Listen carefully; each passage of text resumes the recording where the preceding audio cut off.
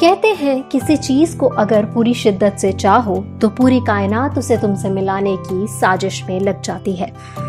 ऐसी ही शिद्दत और लग्न की एक कहानी आज हम आपके लिए लेकर आए हैं हमारे इस खास कार्यक्रम वो सुहाने दिन में। दोस्तों, आज के समय में संगीत हम सबके जीवन का एक महत्वपूर्ण हिस्सा बन चुका है। हमारे जीवन की हर एक परिस्थिति को आज हम किसी न किसी गाने के साथ जोड़ सकते हैं। वो संगीत ही तो है जो हमें अपने आप को हर तरह से खुश रखने में हमारी मदद करता है। लेकिन क्या आप जानते हैं कि जब इस मधुर संगीत की रचना की गई तो हमारे संगीतकारों ने अपने जीवन में कितना संघर्ष किया? आज हम आपको बताएंगे एक ऐसे व्यक्ति के संघर्ष की दास्तान जिसने भारतीय सिनेमा को अपनी मधुर आवाज से सराबोर तो किया, लेकिन उनका नाम आज इतिहास के पन्नों में कहीं गुमसा हो गया है।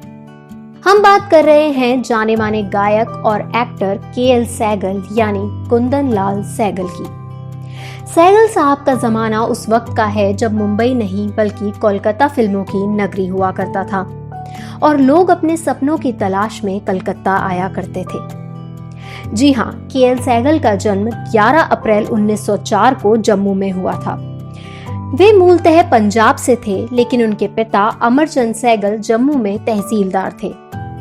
जन्म के बाद ही कुंदन की अपनी माँ से काफी बनती रही और वो उनके काफी लाडले रहे, लेकिन वहीं पिता के साथ कभी उनकी ज्यादा बातचीत नहीं हुई।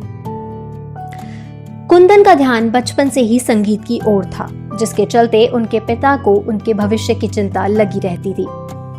पढ़ाई में रुचि न होने के चलते कुंदन अक्सर स्कूल से भाग जाया करते थे और एकांत स्थान पर जाकर संगीत का अभ्यास करते।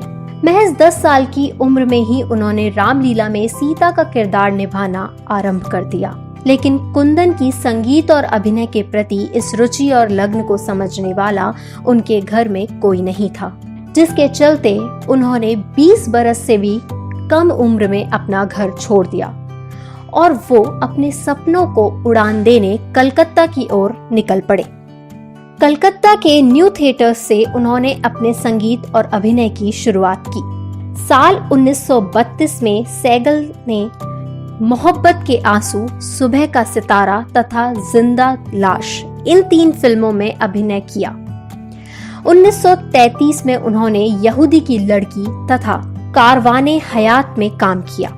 1934 में उनकी 3 फिल्में रिलीज हुईं, चंडीदास, डाकू मंसूर और रूपरेखा। महज 2 साल में ही संगीत और अभिनय की दुनिया में सहगल ने अपनी पहचान बना ली, लेकिन उनके काम को नई उड़ान मिली साल 1935 में आई सुपरहिट फिल्म देवदास से। साल 1941 में सहगल कलकत्ता छोड़ बंबई की ओर निकल पड़े, जहां वो रंजीत मूवीटोन से जुड़े और उन्होंने भक्त सूरदास, तानसेन, भंवरा, कुरुक्षेत्र और शाहजहां जैसी फिल्मों में अपने अभिनय और गायन से सभी को अपना दीवाना बना दिया। उन्होंने ये साक्ष्य भी सिद्ध कर दिया कि अभिनय की दुनिया में एक मिसाल बनने के लिए महज अच्छे चेहरे की ही जरूरत नहीं होती। 1946 में आई फिल्म शाहजहां का गाना अब जीकर क्या करेंगे जब दिल ही टूट गया एक एवरग्रीन हिट साबित हुआ। जहां उनका जीवन संघर्ष और मेहनत से भरा हुआ था, वहीं उनकी मृत्यु काफी दुखद साबित हुई। सहगल ने 18 जनवरी 1947 में इस दुनिया को अलविदा कह दिया। उन्हें शराब की लत थी, जिसके चलते उनका लीवर खराब हो गया और साथ ही उन्हें मधुमेह की शिकायत भी थी।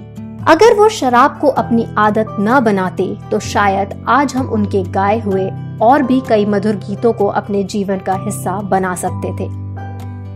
भले ही आज सहगल साहब हम सबके बीच मौजूद ना हो, लेकिन उनका संगीत हमारे दिलों में हमेशा बसा रहेगा। अभी के लिए बस इतना ही। अगले एपिसोड में आपसे एक बार फिर मुलाकात होगी एक नई कहानी, एक नए किरदार के साथ। तब तक के लिए हमें इजाजत दीजिए और हमारा चैनल सब्सक्राइब करना ना भूलें। नमस्कार।